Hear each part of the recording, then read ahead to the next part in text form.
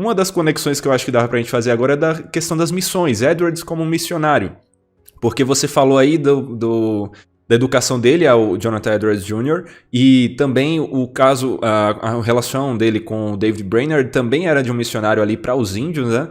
E o Edwards, ele também se envolveu, né? Como é que é essa relação dele com as missões? Primeiro, a gente sabe que o Edwards foi um patrocinador do trabalho missionário no lugar para onde ele foi depois. A cidade de Stockbridge, na época, era o limite de Massachusetts, e para lá de Stockbridge era campo não mapeado, vamos dizer assim, né? Então você tem as colônias, Stockbridge fica na pontinha oeste, então, lá de Massachusetts, e essa colônia para onde ele vai no final da vida dele, claro, ele não sabe que é final, não é que ele está encerrando a carreira, é que ele morre jovem, não é? Mas ele gastou 7 anos da vida dele no campo missionário. O que foi interessante é que, primeiro, ele investiu no campo missionário. Ele cuidou de um missionário e acabou divulgando o diário desse missionário. Em 1749 foi quando foi publicado o diário David Brainerd. Em 1750, ele é tirado da igreja dele, uma história trágica, não é? Tirado da igreja dele, e ele vai procurar campo. E ele tem 3, 4 convites interessantes. E o que ele escolhe é ir para o campo missionário. E no campo missionário, ele atende 2 públicos diferentes. Tem 12 famílias inglesas, então ele prega para eles dominicalmente, uma pequena congregação. Ele saiu de uma igreja grande, onde ele era pastor, em Northampton, tinham vários membros, né? E aí ele vai para essa igreja com apenas 12 famílias, mas ele tem cerca de 200 índios que frequentam essa comunidade, não é? Que era mista, era muito comum ter essas comunidades mistas para tentar ajudar os índios na interação com as famílias inglesas e tudo mais.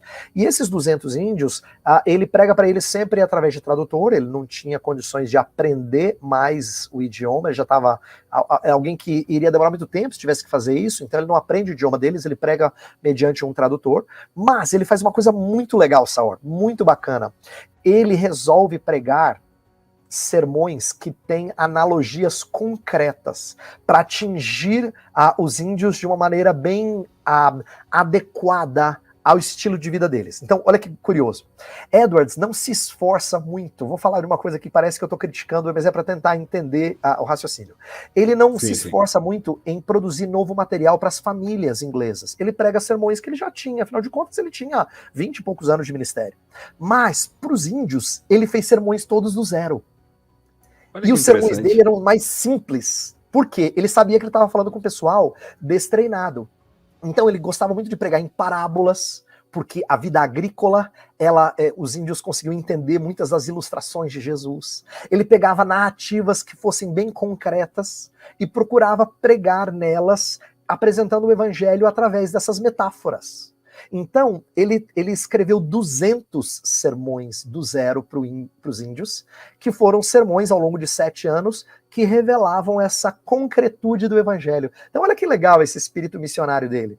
E não é só em termos de pregação, não. Edwards foi um cara que defendeu a causa dos indígenas. Por exemplo, havia muita exploração por parte de alguns compatriotas dele, brancos, né, que queriam explorar os índios de algumas coisas. Ele escrevia para os políticos com quem ele tinha contato para defender a causa dos índios. Então ele chegou a trocar cartas com governadores e tudo mais. E era alguém que vivia assim, lutando. Por isso até criou algumas inimizades no campo missionário, porque ele era alguém que procurava desmascarar algumas das tramóias que montavam contra os índios. Então a gente percebe um zelo muito grande mesmo pelo bem-estar desse povo não alcançado, vamos dizer assim, e agora ele estava tendo o privilégio de ministrar a eles semanalmente. Então Edwards ficou no campo missionário lá em Stockbridge durante 7 anos, depois ele deixa o campo missionário e vai para ser um presidente, né, um diretor de uma faculdade, e morre meses depois. Então, os 7 anos do campo missionário foram os últimos 7 anos de atuação dele.